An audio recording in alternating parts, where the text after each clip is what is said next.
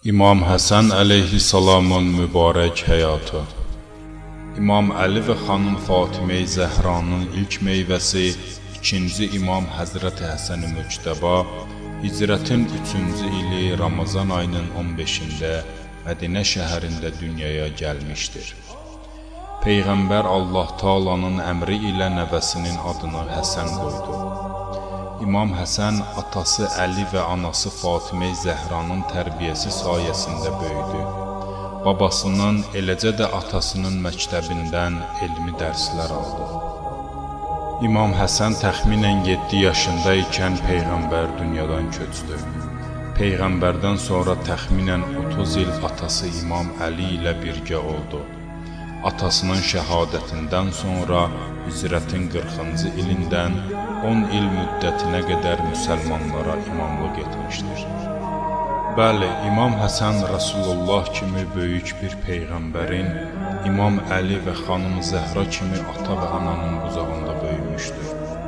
Mübahilə ayəsində oğullarımız təbirinin İmam Həsən və qardaşı İmam Hüseyn barəsində işlədilməsi, eləcə də Təthir ayəsinin Əhl-i Beyt haqqında nazil olması onlar üçün əbədi bir iftixar olub, paklıq və müqəddəsliklərini göstərən aydın bir sənəddir. İmam Həsən əleyhissalam kamillik yolunu getmək istəyənlərə fərdi və ictimai siması ilə bənzərsiz bir bələdçi ola biləcək bəşəriyyətin simvollarından biridir. İmam Həsən cəmaatdan daha artıq abid və zahid idi. Həc mərasimini yerinə yetirməkdən ötürü Məkkəyə gedəndə piyada gedər, namaz qılanda ya dəstəmaz alanda isə özünü Allah qarşısında aciz görüb, bədəni titrəyər və buyurardı ki, Allahın əmanətini əda etməyin vaxtıdır.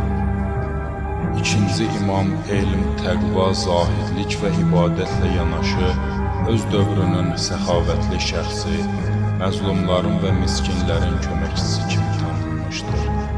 Bu həzrətin vücudu dərdli ürəklərin, imkansızların pənahı, ehtiyaclı olanların ümid yeri idi. Elə ki, bir kasıb belə onun evindən əliboş geri qayıtmazdı.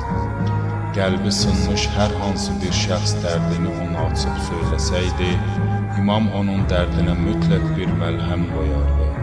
Hətta bəzi vaxtlar imkansız şəxs özü ehtiyacını deməzdən qabaq, imam onun ehtiyacını ödəyər və ona utanmağa icazə verməzdi.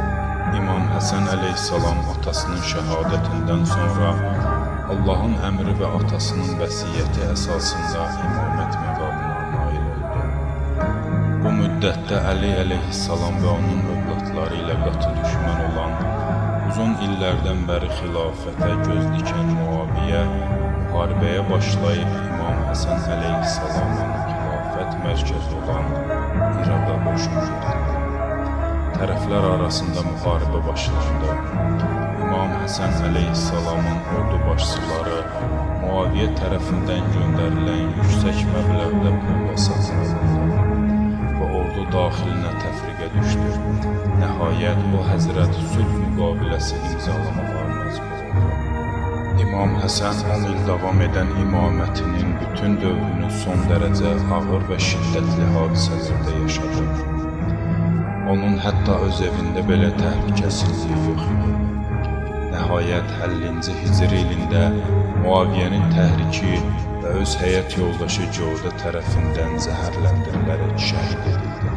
Həzrəti İmam Həsən əleyhissalam vəfat etdikdən sonra Mədinədəki Bəqi qəbristanlığında torpağa tapşırıldı.